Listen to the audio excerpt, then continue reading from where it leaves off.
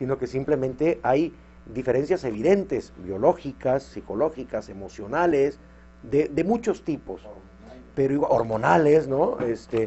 Pero inclusive socialmente, pues no somos iguales, ¿no? O sea, yo no soy igual a Carlos Slim, ¿no? Pero tampoco soy igual a otros, ¿no? Es decir, bueno, hasta la basura se separa, ¿no? Hasta los perros hay razas, y no estoy hablando de superioridad, sino de que como discurso suena muy bonito que todos somos iguales, pero no lo somos en realidad, ¿no? Bueno, ante los ojos de Dios, dice, ¿no? Los que creen en Dios, los que no creemos en Dios, bueno, más bien, los que sabemos que Dios no existe, bueno, no lo utilizamos, ¿no? Pero mira, por ejemplo, a propósito de Dios, ¿no? Del que lo mencionas, el primer sistema filosófico que reconoce la historia es el platónico aristotélico. Discúlpeme, pero está haciendo un calor. Tengo las luces aquí a escasos 1 metro de mí. Y no, Diego, no me han arreglado el aire acondicionado. Me preguntaba un amigo colombiano que si ya tiene aire acondicionado. Y bueno, no, se puede ver. Bueno, el sistema platónico aristotélico, ¿no? Se construye alrededor de el cosmos como el centro del sistema, ¿no? Es decir, una entidad superior que controla el destino, que genera el equilibrio del universo, etc. Y cómo explica el sistema judaico-cristiano la lucha entre el bien y el mal. Lo explica a través de la existencia de los dioses. Es decir, cuando algo no salía bien, era porque los dioses no se habían puesto de acuerdo, porque había desavenencias entre ellos, inclusive porque estaban enojados los dioses, ¿no? El tránsito del sistema platónico-aristotélico al sistema judaico-cristiano, que es básicamente el mismo, aunque hay diferencias filosóficas entre los judíos y los católicos, pero lo que hace es transitar de un sistema politeísta, es decir, con muchos dioses, a un sistema monoteísta. Y el primer gran problema que enfrenta este sistema es, ¿y ahora qué hacemos con la lucha entre el bien y el mal? ¿Cómo le explicamos, no? Si estamos diciendo que Dios es omnipotente y omnipresente, ¿cómo explicamos la existencia del mal? Y entonces inventan al diablo. El diablo es un invento también, así como Dios es un invento, el diablo es la contraparte del invento. Y si leen la Biblia, bueno, que aunque a muchos les da miedo abrirla, inclusive a los creyentes, se van a dar cuenta que la lucha entre el bien y el mal constantemente se está dirimiendo entre Dios y el diablo, ¿no? Estas dos ideas que representan el bien absoluto y el mal absoluto. Y en medio está un concepto que me encanta, porque además es la primera gran contradicción del sistema judaico-cristiano, el libre albedrío, ¿no? Es decir, esa cartita del Joker que dice, bueno, todo lo que no se puede explicar, lo que no es culpa de Dios ni es culpa del diablo, es el libre albedrío, ¿no? Y entonces tú, ser humano, eres responsable. Dios te hace bueno, te hace puro, bondadoso, pero si te matan, si te asesinan, si te va mal, algo hiciste, mano, ¿no? O estás pagando las culpas de otro, no lo sé. El karma, ¿no? Pero le llaman libre albedrío. Y bueno, pero sigue esta lucha entre el bien y el mal. Y luego, bueno, hay otros momentos de la historia en donde ya no es el cosmos, ya no es tampoco Dios, sino el hombre, el centro del sistema filosófico, ¿no? Lo que plantea la modernidad.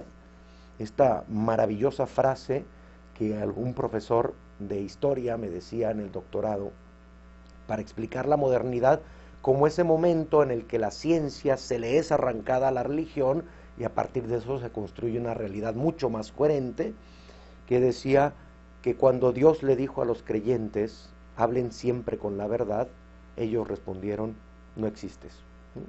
Una frase, bueno, que encierra ese gran momento en el que la ciencia se empieza a construir como un conocimiento autónomo, independiente, que no necesita autorización de la Iglesia para poder ser difundido. Pero sigue el debate entre el bien y el mal. ¿Y cómo lo vamos a discernir en un periodo en donde ya no es ni Dios ni el diablo, ni los dioses, sino el ser humano como el centro del universo? Bueno, la ley, ¿no?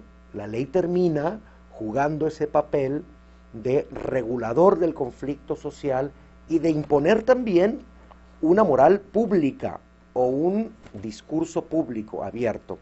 ¿Por qué decía que en México no se permite tener más de una esposa? Porque la ley así lo dice, ¿no?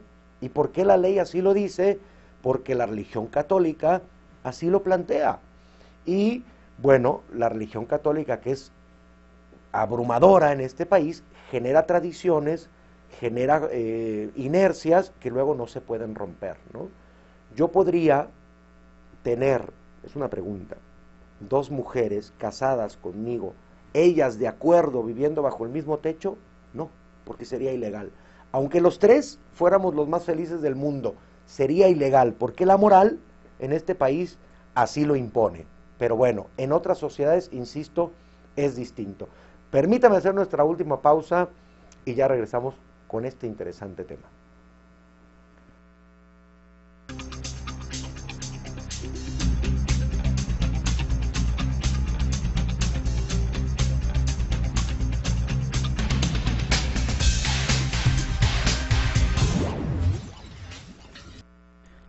En punto de las 9 de la noche, N Noticias hará llegar hasta ti el acontecer diario en nuestro estado. N Noticias, de lunes a viernes, 9 de la noche, por tu canal N Visión. Te invito a que estés pendiente del resumen informativo por N Noticias, de lunes a viernes a las 9 de la noche, por tu canal N Visión.